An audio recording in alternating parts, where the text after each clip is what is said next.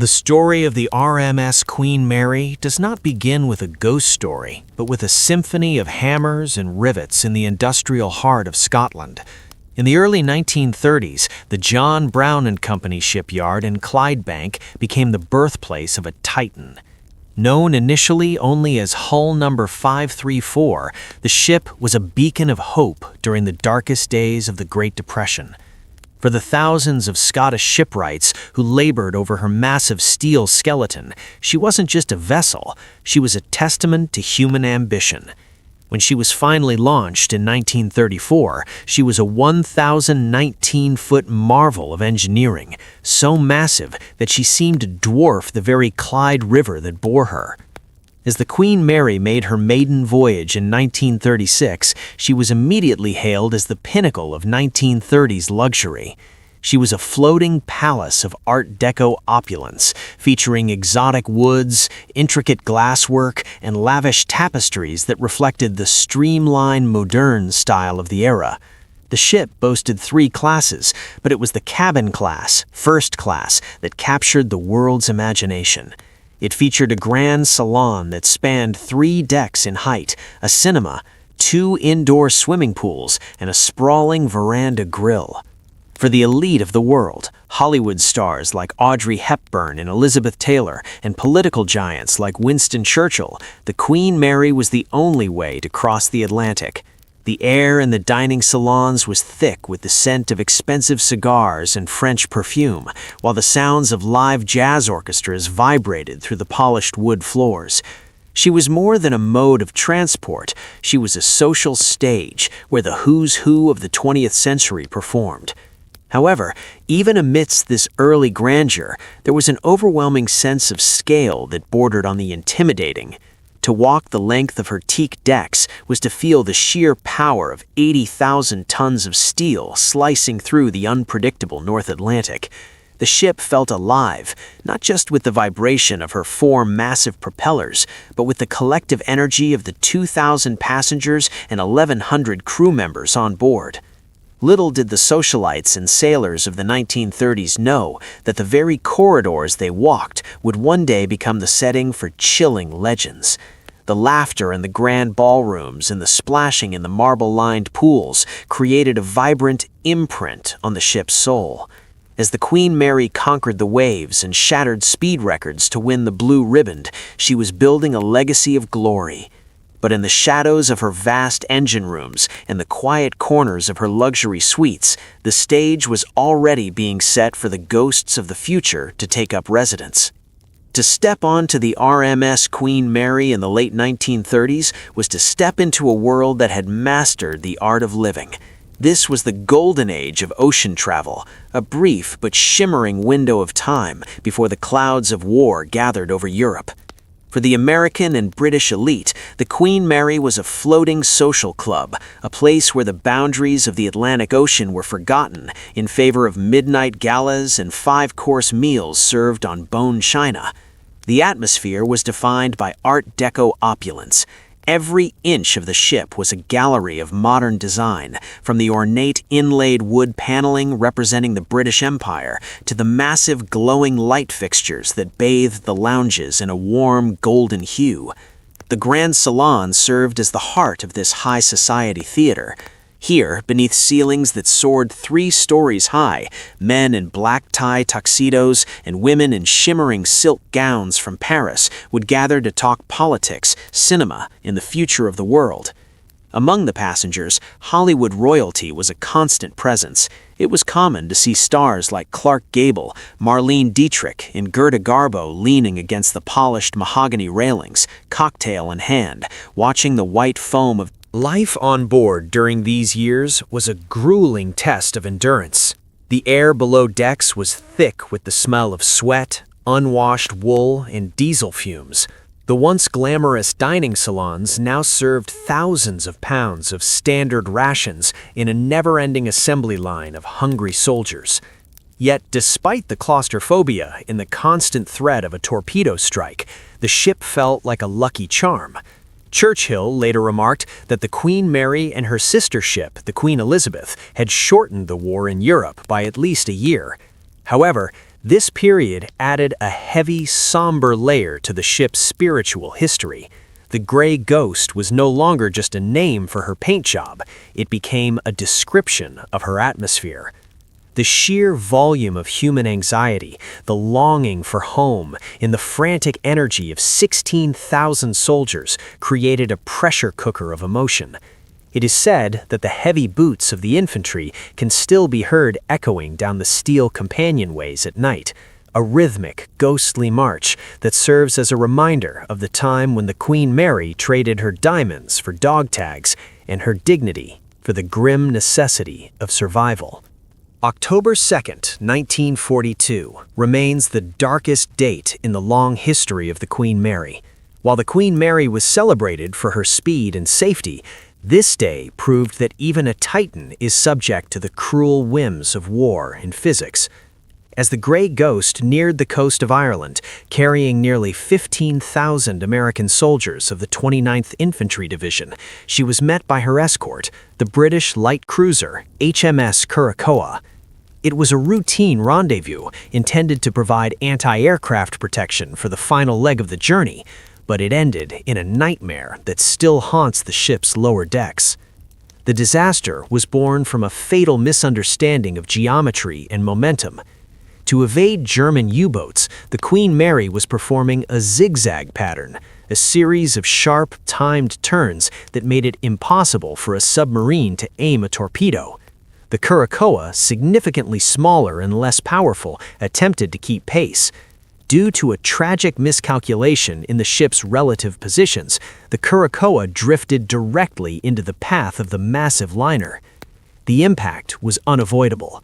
The Queen Mary, an 80,000-ton mountain of steel traveling at 28 knots, struck the Curacoa amidships with the force of a falling planet. The impact did not merely damage the cruiser, it sliced it completely in two. The Queen Mary shuddered momentarily, the jolt felt by thousands of soldiers below who feared they had been torpedoed, but her massive momentum kept her surging forward. Then came the most harrowing command in naval history. Under strict wartime orders to protect the thousands of troops on board, the captain of the Queen Mary was forbidden from stopping. To halt in the water was to become a sitting duck for enemy submarines. The giant ship was forced to steam away, leaving 437 British sailors struggling in the freezing, oil-slicked waters of the Atlantic. The men on the stern of the Queen Mary watched in horror as their comrades disappeared into the wake. By the time rescue ships arrived hours later, only 101 men remained alive. 337 souls were lost to the deep. This event is widely considered the source of the ship's most intense paranormal activity.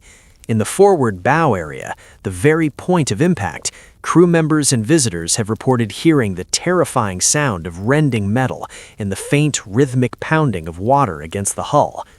Paranormal investigators often point to this tragedy as a... In December 1967, the Queen Mary blew her thunderous foghorn for the final time as a seafaring vessel. The city of Long Beach, California, had purchased the aging icon for $3.45 million, intending to transform her into a world-class maritime museum and hotel. However, the transition from a living, breathing queen of the ocean to a stationary landmark was a massive and at times violent surgical procedure. To prepare her for her new life, the ship was effectively hollowed out.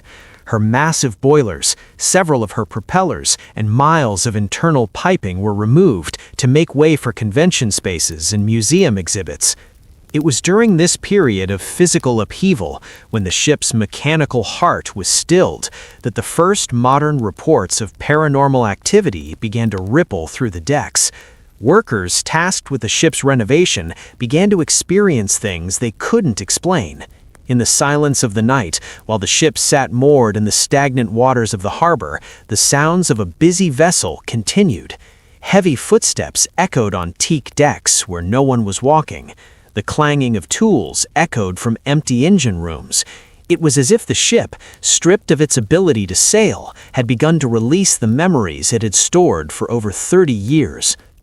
The opening of the Queen Mary as a tourist attraction in 1971 brought millions of visitors, and with them, thousands of new witnesses. Guests staying in the newly converted hotel rooms began reporting visits from figures dressed in 1930s attire who would vanish into thin air. Security guards patrolling the dark, labyrinthine corridors reported the sensation of being watched by unseen eyes. The ship's transition to a permanent port seemed to have anchored the spirits of its past, creating a concentrated environment where the veil between the living and the dead grew thin.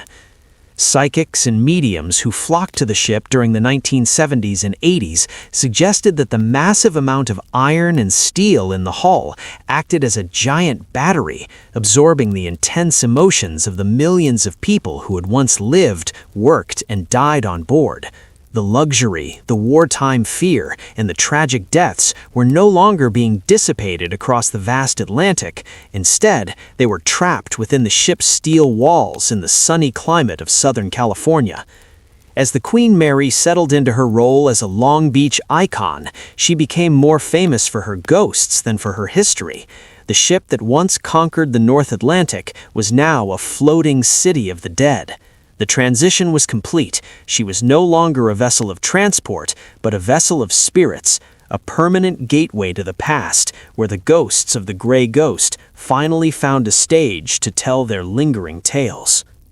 Of all the darkened corridors and heavy steel doors aboard the Queen Mary, none carries a reputation quite as sinister as stateroom B340. While the rest of the ship is known for its elegant apparitions and nostalgic echoes, B340 is the epicenter of something much more visceral and unsettling. For decades, this room was so plagued by paranormal disturbances that the ship's management eventually removed it from the hotel registry, bolting the door shut and leaving it vacant for years. The legend of B340 is not tied to a single verified tragedy, but rather a dark convergence of multiple accounts. Some historians point to the late 1940s, when a passenger allegedly died under mysterious circumstances within these four walls. Others speak of a staff member who was murdered in the room. Regardless of the origin, the energy left behind was undeniably malevolent. Throughout the 1960s and 70s, guests who checked into B340 rarely made it through the night. The reports were consistent and terrifying. Guests would wake in the dead of night to the sound of blood-curdling screams. When witnesses try to approach her or call out to her, the lady in white typically does one of two things.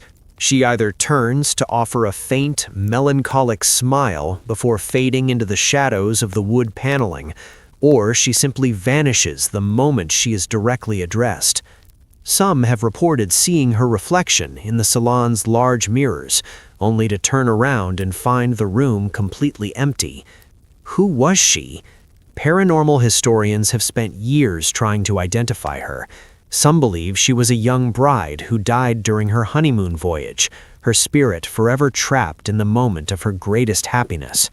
Others suggest she is a residual haunting, not a sentient ghost, but a psychic recording of a woman who loved the ship so much that her energy became woven into the very fabric of the room. The lady in white represents the golden age of the Queen Mary that refuses to die. She is a reminder of the thousands of nights when the champagne was cold, the jazz was hot, and the world was at peace. To see her is to catch a fleeting glimpse into a lost world of elegance. She remains the ship's most graceful mystery, forever waiting for the music to start again in a ballroom that has long since fallen silent. Deep within the steel belly of the Queen Mary lies a space that many consider the most spiritually active location on the ship, the first-class swimming pool. Even in the daylight, the area is unsettling. It is a masterpiece of Art Deco design, lined with intricate mosaic tiles in mother-of-pearl, but it has been bone dry for decades. Despite the absence of water, the atmosphere remains heavy, damp, and thick with the unmistakable scent of chlorine, a scent that should not exist in a pool that hasn't been filled in over 50 years. The most frequent reports from this area involve the sound of a ghostly splash. Tourists and staff members walking through the upper viewing gallery have often been startled by the loud, echoing sound of someone diving into the water. When they rush to the railing, expecting to see ripples in the basin, they find only a dusty, empty concrete floor. The silence that follows is often broken by the sound of muffled laughter or the rhythmic splashing of someone doing laps in a pool that exists only in the past. Perhaps more chilling are the physical traces left behind by these unseen swimmers. Security guards patrolling the area in the early hours of the morning have repeatedly discovered wet footprints leading away from the edge of the empty pool. These footprints appear as if someone has just stepped out of the water, leaving a trail of damp marks across the tile floor. As the guards watch, the footprints often appear one by one, as if an invisible person is walking right past them toward the changing rooms. By the time they follow the trail, the moisture has vanished, leaving the floor bone dry once again. While many spirits are said to haunt this area, the pool area is most famously associated with a young girl named Jackie, who is often heard giggling near the locker rooms. But there are also reports of adult figures, women in outdated 1930s swimwear, who appear briefly near the curtains of the changing stalls before stepping through them and disappearing into the wall. The pool area's haunting is frequently cited by paranormal investigators as a prime example of stone tape theory, the idea that the minerals in the ship's steel and tile have recorded the intense energy of the thousands of people who once relaxed here. But for those who have stood alone in the dark beside the empty basin and felt a sudden, icy cold droplet of water fall on their shoulder from According to local legend and the accounts of many intuitive investigators, Jackie was a young girl, roughly 5 or 6 years old, who traveled on the ship during its heyday in the late 1940s or early 50s. The story goes that during a moment of parental inattention, she wandered too close to the edge of the pool and fell in, drowning before help could reach her. While official ship records of such an event are often debated by historians, the paranormal evidence provided by thousands of visitors is staggering. The haunting of little Jackie is remarkably interactive. Unlike residual hauntings that play back like a movie, Jackie's spirit seems aware of the living. Visitors walking near the now empty pool or the tiled locker rooms frequently report hearing the distinct crystalline sound of a child's giggle echoing off the walls. Even more unsettling are the reports of a small, thin voice calling out, "Mommy?" or "Daddy?" in the silence of the corridors. One of the most common experiences involves the invisible touch. Tourists have reported feeling a small, cold hand slip into theirs as they walk through the pool deck, as if a child is looking for someone to lead her home. Others have felt a gentle tug on their clothing or seen a small, wet footprint appear on the floor and then slowly fade away. Paranormal investigators often bring trigger objects to this area, balls, dolls, or teddy bears, and have captured footage of these items moving on their own, accompanied by the sound of skipping feet. There is a profound sadness to Jackie's presence. Those who claim to have communicated with her through EVP, electronic voice phenomenon, recorders, describe her as a playful but lonely spirit who is waiting for her parents to return and fetch her. She seems stuck in the environment she last knew, unaware that the ship has been docked in California for decades and that the world she lived in has long since passed away. In the dim light of the changing rooms, where the smell of damp concrete lingers, Jackie remains the most poignant ghost of the Queen Mary. She is a reminder that among the thousands of soldiers and celebrities who walked these decks, there were also children whose lives were inextricably linked to the gray ghost. Today, the Queen Mary is consistently ranked by publications like Time and Condé Nast Traveler as one of the most haunted places in America. It has become a living laboratory where science meets the supernatural. Whether the activity is truly the work of spirits or a combination of infrasound, low-frequency vibrations that cause unease, and the ship's massive magnetic signature, the effect on the human psyche is undeniable. The ship's status as a paranormal icon has created a self-fulfilling prophecy. Because everyone expects the Queen Mary to be haunted, the collective energy of millions of visitors may be contributing to the very atmosphere they fear. She has become more than a ship. She is a cultural monument to the unknown, cementing her legacy as a place where the past isn't just remembered, it's felt, heard, and occasionally seen walking the decks at night. To understand the hauntings of the Queen Mary, one must look beyond the individual ghost stories and consider the ship itself as a living, breathing entity. There is a specific, heavy atmosphere on board that many visitors describe as a physical weight, a sensation that they are being watched or that the air is somehow thicker than it is on land. Psychologists and paranormal researchers suggest that this isn't just imagination.